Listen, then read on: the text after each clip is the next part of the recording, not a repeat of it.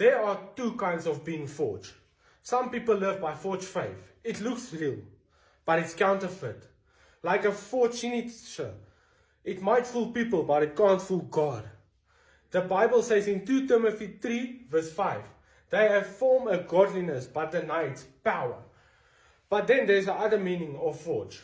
Like metal forged in fire. It's beaten, it's pressed, it's shaped into something and it becomes strong.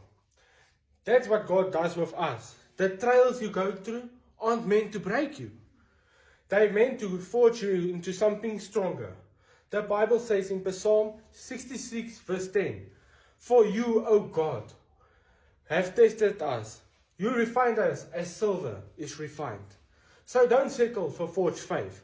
Let your faith be forged in fire. What God is building in you is real, strong, unbreakable. Fake faith looks good, but forged faith stands the fire.